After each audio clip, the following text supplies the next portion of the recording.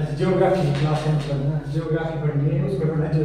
Geography के ना बड़े सारे पार्ट हैं ना, फिजिकल जियोग्राफी आएगा है ना, ह्यूमन जियोग्राफी आएगा, एस्ट्रोनॉमी आएगा, उसके अंदर जियोलॉजी आएगा है ना, बड़े सारे मतलब आते हैं। मैथ भी इसी के अंदर जियोग्राफी के अंदर काउंट होता है। लेकिन हम सबसे पहले जिस टॉपिक को पढ़े उसका नाम है जियोलॉजी, भूगर्भीय। मतलब कि पृथ्वी के अंदर आंतरिक भाग में होने वाली घटना किसमें आती है? जियोलॉजी।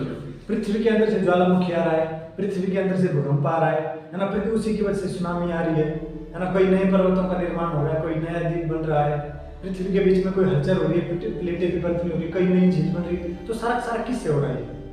आंतरिक घटना से, जियोलॉजी की वजह से। ठीक है, आंतरिक भाग को, पृथ्वी का आंतरिक भाग को हम प्रत्यक्ष रूप से नहीं देख सकते,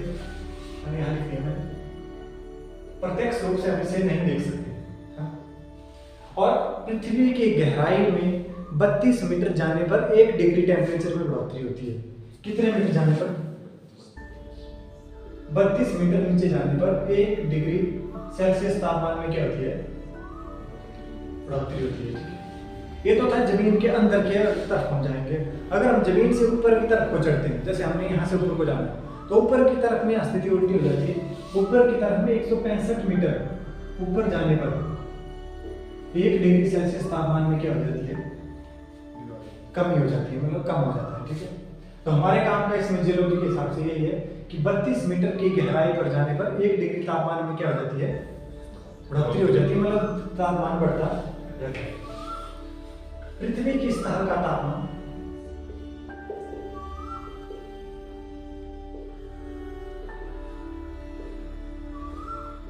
15 डिग्री सेल्सियस है। क्या है? एक चीज तो सबने देखी है कि धरती से क्या होता है, पानी बाहर आता है ना, बहुत सारे जैसे कुएं बावड़ी में पानी आता है। तो उस पानी में आप लोगों ने एक चीज नोटिस की होगी कि गर्मियों में पानी कैसा होता है? ठंडा होता है, और सर्दियों में वो पानी क्या हो जाता है? ऐसा क्यों होता है? ऐसा क्यों होता है? मतलब सर्दियों में तो पानी सर्दियों ठंडा होना चाहिए, गर्मियों में गर्म होना चाहिए, लेकिन वहां पे तो उल्टा हो रहा है। गर्मियों में क्या हो रहा है? ठंडा हो जा रहा है, और सर्दियों में क्या हो जा रहा है? गर्म हो जा रहा है। ऐसा क्यों है? हाँ, होता क्या है? देखो 15 डिग्री तापमान किसका है? टेम्परेचर है, मतलब पृथ्वी की जो सतह है उसमें कितने डिग्री तापमान है? 15 डिग्री। तो उसमें पानी कितने डिग्री टेम्परेचर में निकलेगा बाहर? 15 डिग्री सेल्सियस। गर्मी में बाहर का तापमान कितना हो जाता है? 25 से लेके 30 से 35 तक हो जाता है। अलग हो गया। हम बाहर कितने में रह रहे हैं? 30 से 35। पानी कितने में आ रहा है? तो कैसा लगेगा हमें? कैसा लगेगा?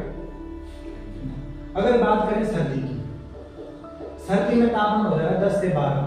पानी कितने में बाहर आ रहा है? हम ज्यादा ठंडे, पानी ज्यादा गर्म है। तो ये क्या प्रतीत होगा हमें? हैंडपंप में यही होता है। हैंडपंप का कोई क्वेश्चन पूछा जाता है साइंस में, है ना, कि सर्दियों में हमारा पानी गर्म और गर्मियों में ठंडा क्यों होता है? तो उसका रीजनिंग क्योंकि पृथ्वी का तापमान क्या है? 15 डिग्री सेल्सियस कांस्टेंट है। पृथ्वी इसी पर रहती है और इसी में सारा का सारा क्या होता है? बदलाव होता रहता है। समझ आइए यहाँ तक? अब एक वैज्ञानिक थे जिनका नाम था एडवर्ड स्वेस। अंडा देखा आप लोगों ने? सबने देखा अंडा। अंडे में 3 पार्ट होते हैं। एक होता है बाहर जो स्पेस कलर का, ठीक है, उसके अंदर एक और स्पेस होता है, वो थोड़ा मुलायम होता है, उसके अंदर पीले रंग का भाग होता है। सेम पृथ्वी भी ऐसी है। बाहर जो है तो एक परत है, उसके अंदर भी एक परत है, उसके अंदर भी एक परत है। मतलब मुख्य रूप से कितनी परतें? 3 परतें। एक वैज्ञानिक का नाम था एडवर्ड स्वेस, है ना। अब यार जो मैं पढ़ाऊंगा उसका क्लास के लास्ट में टेस्ट भी हो जाएगा, ठीक है, तो ध्यान से बैठिए, ठीक है। एक वैज्ञानिक है जिनका नाम था क्या था? Edward Suez. Edward Suez. इन्होंने क्या किया कि पृथ्वी की आंतरिक संरचना की, मतलब एक आंतरिक संरचना रखी कि पृथ्वी आंतरिक रूप से ऐसी है। तो है तो पृथ्वी गोल, लेकिन हम छोटा सा हिस्सा बनाएंगे इसका ऐसे करके, है ना, पृथ्वी का इतना।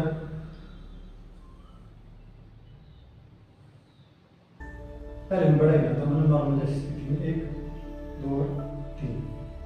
एडवर्ड स्वेस ने कहा कि पृथ्वी जो है तो 3 भाग है, तीनों भागों के उन्होंने नाम दिए। इसे कहते हैं सियाल, सीमा और नीपे।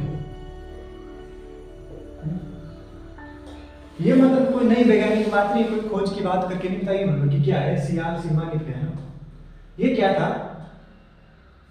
इस प्रकार का जो ये लगा ना, ये आप लोग को एक नई टर्म मिलेगी यहाँ पे सीखने को, जिसका नाम है घनीभूतीकरण। घनीभूतीकरण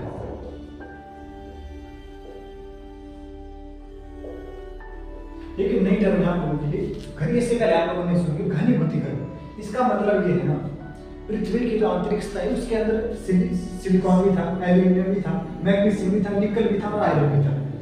घनीभूतीकरण का मतलब होता है कि जो तत्व है पृथ्वी के अंदर, तत्वों का अपने घनत्व के हिसाब से तह पे लग जाना, है ना। क्या होगा,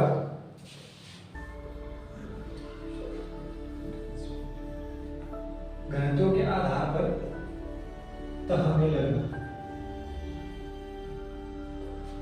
देखो सिलिकॉन और एल्यूमिनियम, सिलिकॉन होती है रेत, एल्यूमिनियम होती है भारी धातु, तो हल्की धातु होती है एल्यूमिनियम। ये दोनों कैसे चली गई, ऊपर चली गई। उसके बाद आता है सिलिकॉन और मैग्नीशियम, ये थोड़ा नीचे आ गई। सबसे भारी धातु होती है आयरन और निकल, तो ये सबसे लास्ट में चले गए। तो इस प्रक्रिया को क्या नाम दिया गया है, घनीभूतीकरण। मतलब और इसके साथ अंदर पृथ्वी के अंदर गर्भ में गैसें भी थी, वाष्प भी था, वो सारा का सारा वो तो ज्यादा है, वो तो क्या हो गया, बाहर निकल गया।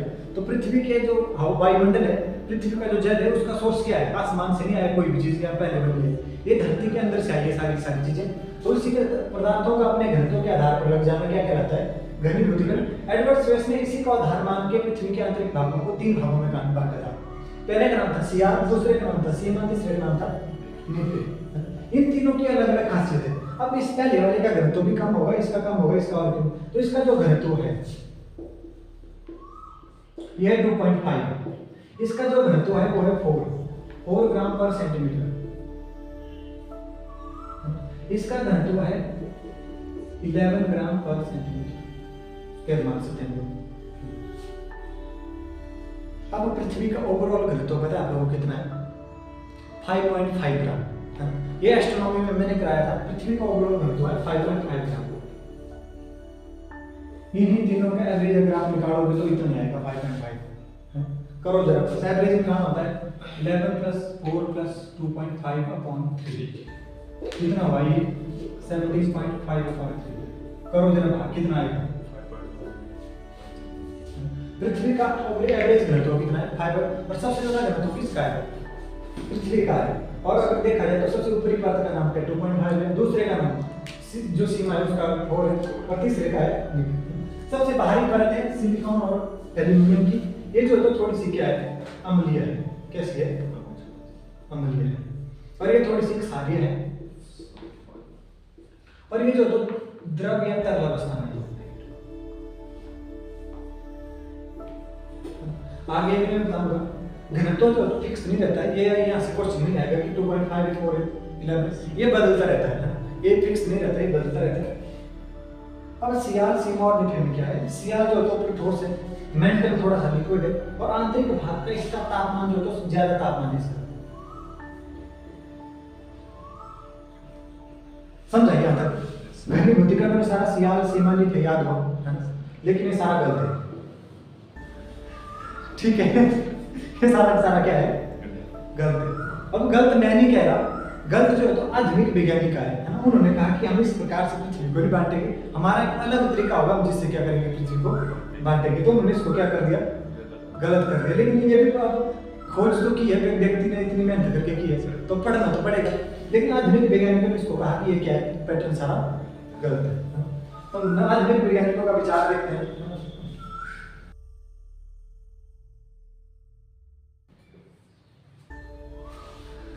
आधुनिक वैज्ञानिकों ने क्या किया, एडवर्ड स्वेस ने क्या किया था, एडवर्ड स्वेस ने कहा था कि क्या है, पृथ्वी के जो तत्व हैं उनके आधार पर पृथ्वी को 3 भागों में बांटा।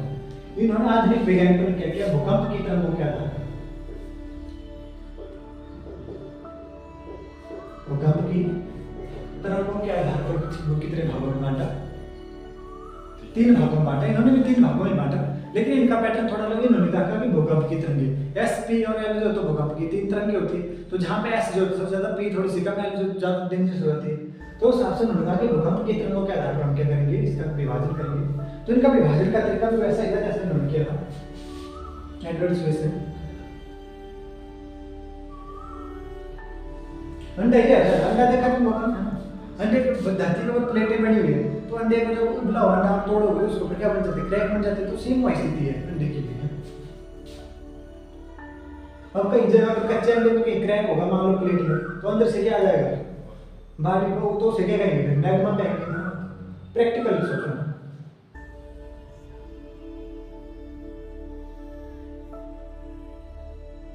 इन्होंने अलग अलग नाम दिए इसके। इन्होंने कहा इसे क्रस्ट या भूपरपट्टी, क्या कहा, क्रस्ट या भूपरपट्टी। दूसरे ने कहा इसे मेंटल, तीसरे में कहा इसे क्रोड। भूपरपट्टी, मेंटल और क्रोड, तीन भागों में विभाजित किया आधुनिक वैज्ञानिकों ने भूकंप की तरंगों के आधार पर भूपरपट्टी, मेंटल और क्रोड। इसके बीच में भी इन्होंने इसके विभाजन कर दिया, इसके बीच में एक और विभाजन कर दिया, ऐसे डॉक्टर लिखा, जैसे इसका नाम कर दिया अपर क्रस्ट, इसका नाम कर दिया लोअर क्रस्ट, इसका कर दिया अपर मेंटल, और इसका नाम कर दिया लोअर मेंटल, इसका नाम कर दिया अपर क्रोड, और भी बोल सकते हैं इसे क्रोड या क्रोड, और लोअर क्रोड। इस प्रकार से हमने इसका क्या कर दिया, विभाजन कर दिया, ठीक है। अब एडवर्ड स्वेस ने भी तो थोड़ा सा ये दिमाग लगाया था, मतलब कुछ हद तक पहुंच रहे थे, लेकिन उन्होंने इसका एक अलग नामकरण किया। इसके बीच में डॉटेड लाइन पे, एक डॉटेड प्रॉपर लाइन पे इसका उन्हें नाम दे दिया गया। इसका नाम जो है मैं इस साइड का बता देता हूँ, और यहाँ पे नाम लिख देता हूँ, जो रेखा के नाम है, यही आपसे पेपर में पूछ जाएंगे, तो उनका पेपर में आएगा। ये नहीं पूछेगा कि आधुनिक वैज्ञानिकों ने, ये कुछ आधुनिक वैज्ञानिकों ने किसका आधार पर पृथ्वी का विभाजन किया, भूकंप की तरफ का आधार। अब यहाँ पे लाइनें आपने याद रखनी है, ठीक है। पहले मैं डॉटेड नाम का लाइन का नाम देता हूँ,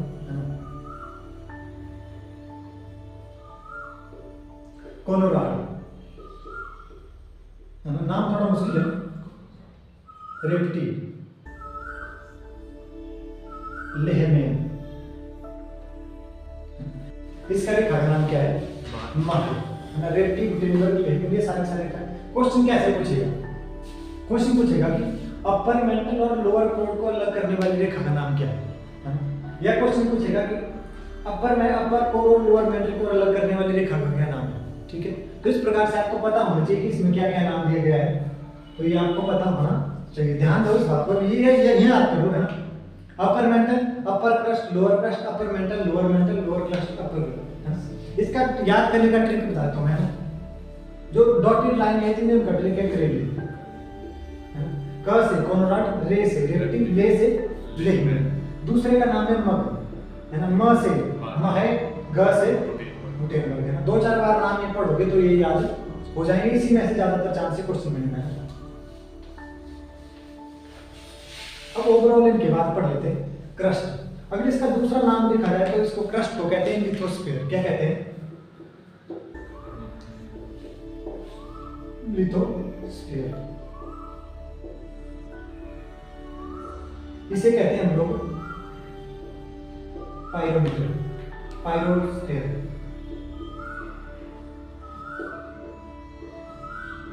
इसे कहते हैं बैरोस्फीयर। इनके क्या है, तीन नाम। ये मुख्य रूप से सारी चीजें आपने स्कूल में पढ़ी हुई है, स्कूल में कराई गई है, लिथोस्फीयर, पायरोस्फीयर, बैरोस्फीयर। लेकिन फिर भी यहाँ पे आपके भूपरपट्टी, मेंटल, क्रोड, हाँ 3 स्तर है। लेकिन स्कूल में 7 से क्या होती है पढ़ाई हुआ था, सारा 6th और 7th का सिलेबस से भूगोल का है। मेरे पढ़ाने का तो है नहीं सीधा कुछ। अच्छा, सबसे ऊपर की परत का नाम है क्रस्ट, या इसे कहते हैं लिथोस्फीयर। इसका अगर टोटल जो आंतरिक भाग का अगर परसेंटेज देखा जाए तो सिर्फ कितनी परसेंट है, 1% है। अगर मेंटल की बात की जाए तो पूरे पृथ्वी का ये सबसे ज्यादा भाग ये 83% है। अगर क्रोड की बात की जाए सबसे आंतरिक परत, तो बैरोस्फीयर ये कितनी है, सिर्फ 16% है। पॉइंट में वैल्यू हो सकती है आगे पीछे, है ना, लेकिन एवरेज वैल्यू कितनी है, 16, 83 और 1। तो जहां पे हम लोग रहते हैं क्रस्ट में क्या रहते हैं, अब एक पकड़ते हैं। क्रस्ट में क्या होता है, क्रस्ट में रहते हैं हम लोग, महाद्वीप और महासागर। इसके ऊपर जो आप बाहर दिख रहा है पेड़ पौधे सारे किस पर है? मेंटल में क्या है, मेंटल ये बीच वाला भाग है और पूरा का पूरा कैसा है, मेंटल जो होता है प्लास्टिक की तरह है। ये क्वेश्चन एसएससी में पूछा गया था, मेंटल किसकी तरह है?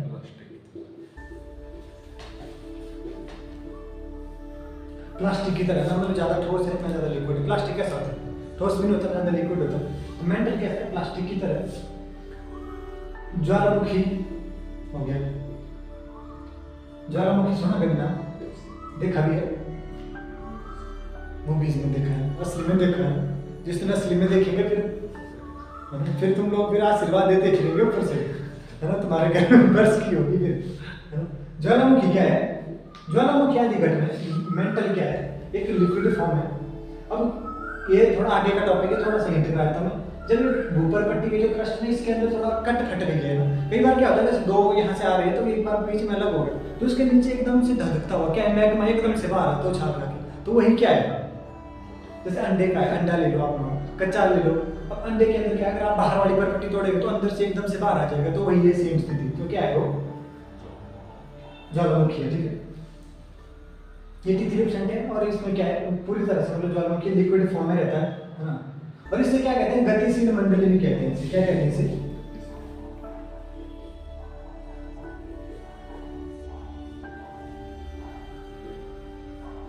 गतिशील मंडली इसलिए कहते हैं क्योंकि मैग्मा जो तो लिक्विड है, कभी बाहर आ रहा है ना, कभी कुछ हो रहा है, कभी मतलब सारी घटनाएं किससे हो रही है, इसी से हो रही है, तो इसे क्या कहते हैं, गतिशील मंडली।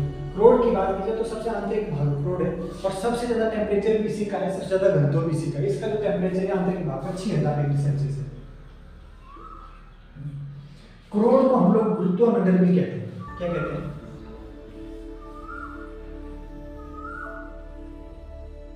क्या कहते हैं लोग इसे, गुरुत्व मंडल, क्योंकि जो इसके अंदर क्या है, ग्रेविटी पावर का सबसे ज्यादा किसमें है, क्रोड में। और पूरे का कितना है, ये 16% है। गुरुत्व मंडल से कहते हैं, मतलब इसके अंदर क्या है, गुरुत्वाकर्षण क्षमता सबसे ज्यादा समझे। एडवर्ड स्वेस की विचारधारा भी लग गई पता। और आधुनिक वैज्ञानिकों की विचारधारा, आधुनिक वैज्ञानिकों ने धारणा है किसको, भूकंपीय तरंगों को। ये लाइनें आपको याद होनी चाहिए, upper crust, lower crust, upper mantle, lower mantle, upper core, lower core. इसके बीच में कुछ लाइनें, कोनोराड, माहे, रिप्टी, गुटेनबर्ग और लेहन। क्रस्ट को हम लोग अन्य नाम देते हैं लिथोस्फीयर में। यहाँ पे महाद्वीप और महासागर यहीं पर सारे के सारे।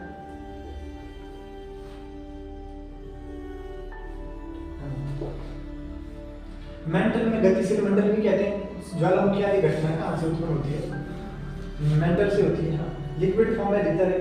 कोर का जो तापमान है 6000 डिग्री सेल्सियस, इसे गुरुत्व मंडल भी कहते हैं। और पूरे क्षेत्रफल का कितना है, अगर इस हिसाब से हम लोग इसका देखना, अगर वो बनाए तो ये तो ऐसे बनेगा, फिर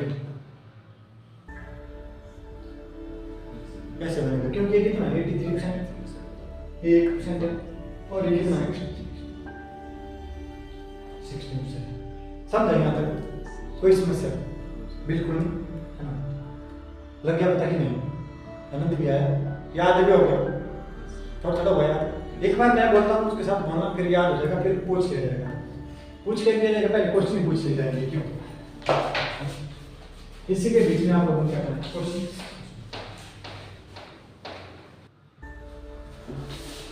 कॉपी में आपने जल्दी जल्दी क्वेश्चन लिखने का, घनीभूतीकरण के बारे में लिखना, ठीक है। एक दूसरा, स्वेस के अनुसार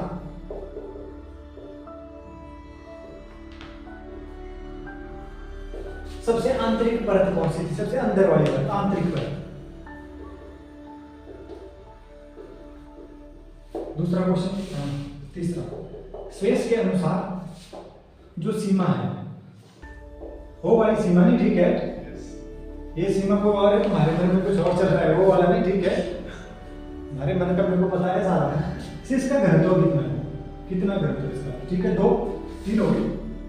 चौथा क्वेश्चन आप मिलकर कर बताओगे, पृथ्वी 1 मीटर 32 मीटर की गहराई पर जाने में कितना डिग्री टाइम, 32 मिनट, मैं कर देते तुमको,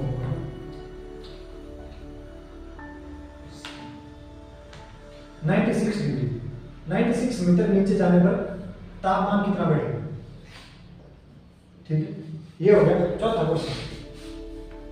पांचवा क्वेश्चन का आप देखोगे कि आधुनिक वैज्ञानिकों ने किसको आधार अपनाया था विभाजन का।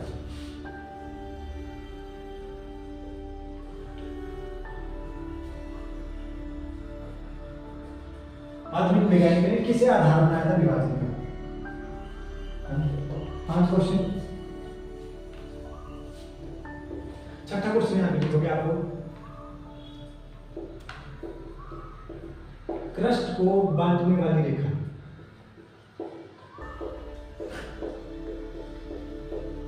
ठीक है। तीसरा, जो आधुनिक वैज्ञानिक थे, 7वां हो गया।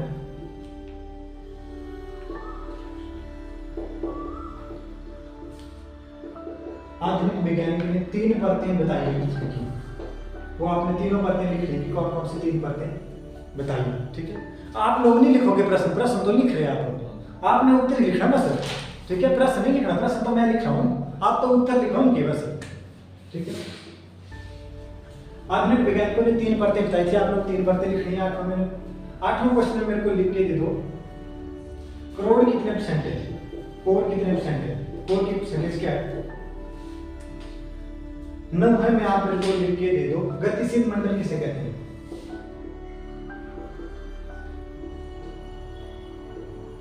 और 10वें में आप दे दो मेरे को, ठोस परत कौन सी है आधुनिक के हिसाब से, ये सबसे ठोस परत कौन सी है। ये हो गया 10 नंबर पे। 11 में आप मुझे लिख के दे दो, क्या दे दो,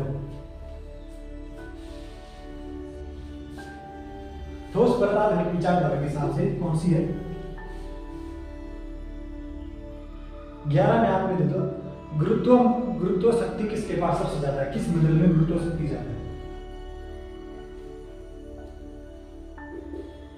गुरुत्व शक्ति किस मंडल की ज्यादा है, 11 में हो गए। 12 में आप मुझे लिख के दोगे, क्या दोगे लिख के, कुछ भी नहीं लगा है पता, आप लोगों ने सिर्फ ज्योग्राफी की स्पेलिंग से लिखी हुई है। आप ये मान के चलो कि पृथ्वी की सतह का तापमान बता दो, जिसको कुछ भी समझ नहीं आया क्या लिख लो, पृथ्वी की सतह का तापमान बता दो। पर यहाँ पे शर्त सुनो ध्यान से, शर्त में आपको आंसर कितने बटा कितना होना चाहिए। 11 कोई नहीं चलेगा, 11 भी नहीं चलेगा, 10 भी नहीं चलेगा, 9 भी नहीं चलेगा। क्वेश्चन कितने सही होना चाहिए। 11 नंबर है, किस मंडल की गुरुत्व शक्ति सबसे ज्यादा है,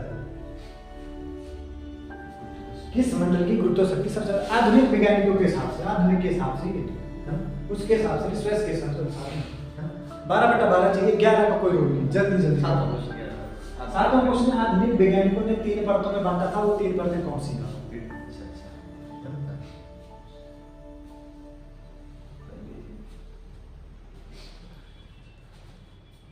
पर अब 11 वाले भी बहुत घूम रहे मार्केट में, है ना। 10 वाले की तो कमी नहीं है फिर मार्केट में, 12 वाले कम घूम रहे, तो तुम 12 वाले बनो। ठीक है, 12/12 वाले बनो। लिख दिया, हो गया, हो गया कि करो, हो गया। आंतरिक सबसे अंदर, हाँ सबसे आंतरिक सबसे पहले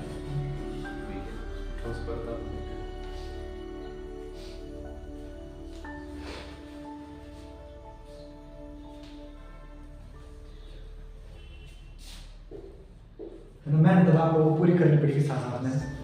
HRTC कंडक्टर आसान काम नहीं हो गया, मुश्किल हो गया एग्जाम। लिख दिए 12 के 12, कोई समस्या बिल्कुल। अब मैं आंसर बताता हूँ, ठीक है। तुम लोगों ने घनीभूतीकरण का मतलब है कि पृथ्वी के तत्वों का अपने घनत्व के आधार पर तार लग जाना। हल्के तत्व ऊपर लगेंगे, भारी तत्व नीचे लगेंगे, ठीक है। स्वेस के अनुसार आंतरिक परत कौन सी थी, नीचे। वाह, है। दूसरा क्वेश्चन से स्वेस के अनुसार सीमा का घनत्व कितना था, 4 ग्राम परसेंट। 96 मीटर नीचे जाने पर कितने डिग्री तापमान में बढ़ोतरी होगी, 3 डिग्री सेल्सियस। वाह। आधुनिक वैज्ञानिक ने किसको आधार बनाया था, भूकंप की तरंगों को, ठीक है। क्रस्ट को बांटने वाली रेखा कौन सी है, कोलोराडो। आधुनिक वैज्ञानिकों ने 3 परतें, भूपरपट्टी, मेंटल, क्रोड, है ना। क्रस्ट, मेंटल, क्रोड। कोर कितने परसेंट है, 60%। गतिशील मंडल किसे कहते हैं, मेंटल को कहते हैं। मेंटल है कि मेंटल है, मेंटल हो जाएगा वही। ठोस परत किसे कहते हैं आधुनिक के हिसाब से, क्रस्ट। हाँ, क्रस्ट सबसे ऊपर वाली ठोस परत है, ठीक है। गुरुत्व शक्ति किसकी सबसे ज्यादा है? कोर की। और पृथ्वी किस का तापमान कितना है? कितने बटा कितने है? 12/12। हाँ ये हो गया बात। क्योंकि 11 वाले तो मार्केट में बहुत हो रहे हैं, बहुत सारे पेपर देंगे, मतलब भीड़ है ज्यादातर। थोड़ा आगे इसके बारे में थोड़ा मनोरंजन कर, तुम्हारा बहुत बड़ा काम किया तुम लोगों ने, मतलब एक्टिव होना बोलते हैं, ना लोग तो रोक ले। अच्छा 12/12 तुम लोगों ने कर दिया। क्लास में ना ध्यान होना बहुत ज़्यादा जरूरी है। क्लास में अगर टीचर क्या कर रहा है उस पर आपकी मतलब पूरी पैनी नजर होनी चाहिए। एक बार की बात है, स्कूल में थे हम लोग। स्कूल में क्या हो कि एक टीचर थे, कहीं काम से गए होते दिन को, आजकल का ही महीना था, मई का ही, और वो आप पहुंचे लगभग 2 बजे। तो 2 बजे थी, गर्मी पड़ी हुई भयानक। अब हम बैठे थे क्लास में, वो आए कहीं से और उन्होंने क्या किया, मतलब गर्मी में पंखा होता था उस टाइम, बड़ी पुरानी बात है ना, बहुत पुराने हम लोग 60 साल, बड़ी पुरानी बात है। तो उस टाइम पंखा होता था, उन्होंने क्या किया, ऐसे कमीज खोल के ऐसे बोर्ड पे टांग दिया और खुद मतलब ऐसे छाया में बैठ गया अंदर कमरे में। लेकिन किस्मत उस दिन खराब ऐसी थी कि उस दिन क्या हुआ कि एकदम से परे वाले सड़क के साथ था स्कूल, है ना, तो एकदम से चेक कर पहुंच गया उस दिन स्कूल में, है ना। वो बेचारे बैठे हुए ना, पूरे टी शर्ट खोल के ना, ध्यान में डस्ट टी शर्ट वहाँ लगी हुई है। तब तक कहीं से सूचना मिली कि परले कमरे में क्या हो चुकी है, फ्लाइंग आ चुकी है ना भाई, दूसरे वाले कमरे में। तो एकदम अब इतना टाइम है नहीं कि मतलब उसको खोल के वहाँ पहन सके, फिर बच्चों का टीचर भी था सामने, टीचर भी एकदम से देखो बच्चों, ये हमारा अमावस्या है, ये हमारी छोटी आंत है, ये हमारी बड़ी आंत है, ऐसे हमारी कसने चलती। चेक कर बोलो, ओह माय गॉड, इतना कमीज खोल के आंतरिक भाग बता रही है, देखो बच्चों ये हमारी कसने ऐसे मुड़ रही है, ये ऐसे हो रहा है। लेकिन खास बात है वो टीचर फिर भी मतलब पकड़े गए, क्योंकि विद्यार्थी हम लोग थे, हम लिख रहे हैं सर्वनाम के भेद। चेकर ने पूछा कि तुम लोग क्या कर रहे हैं, सर्वनाम, ये तो सर्वनाम के भेद करा रहे, तो अमावस्या दिखा रहा है तुम लोगों को, तुम लिख रहे हो सर्वनाम। तो इसलिए टीचर के हिसाब से आपका ध्यान भी क्या होना चाहिए, क्लास में होना चाहिए, नहीं तो फिर हमारे टीचर की तरह हो जाएगा, क्या फायदा है। पूरी मेहनत बर्बाद है, बेचारे पूरा मतलब देखो हमारा अमावस्या, सारा अमावस्या कर